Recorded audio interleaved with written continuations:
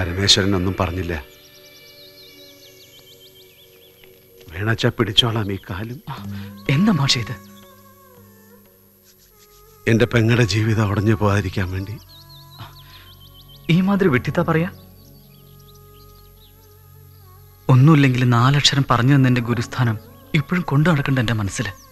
അത് വിട്ടിട്ടുള്ള കളിയില്ല പരമേശ്വരന്. എന്താ വേണ്ടത്? എന്റെ ഷാരടി മാഷ്ക്ക് എന്താ വേണ്ടത്?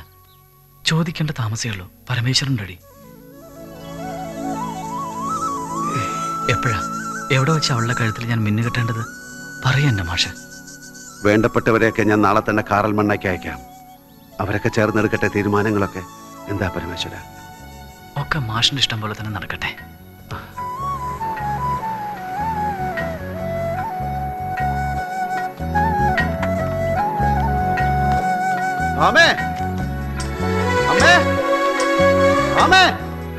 പറഞ്ഞില്ലേ ആർക്കും ഒന്നും പഴച്ചിട്ടില്ലാന്ന്.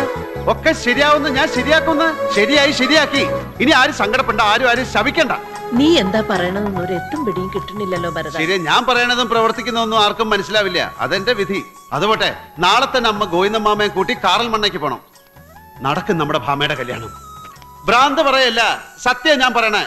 ആ ശങ്കരൻകുട്ടി മാഷിന്റെ മോന്റെയും കാല് പിടിച്ച് കാര്യം ഞാൻ ഒപ്പിച്ചെടുത്തു.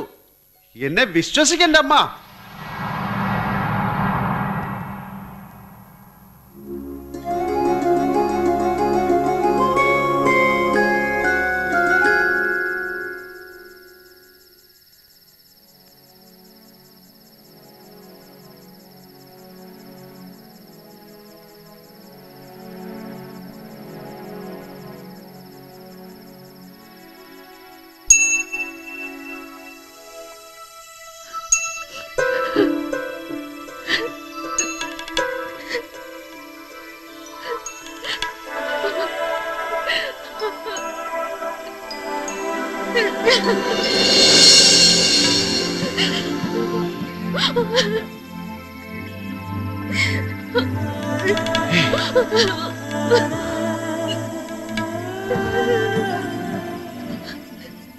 വലിയ വേദാന്തിയല്ലേ,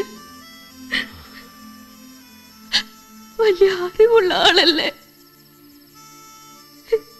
മരിക്കാനുള്ള വല്ല മന്ത്രവും പറഞ്ഞു തരാൻ അറിയോ എന്റെ മാഷിന്?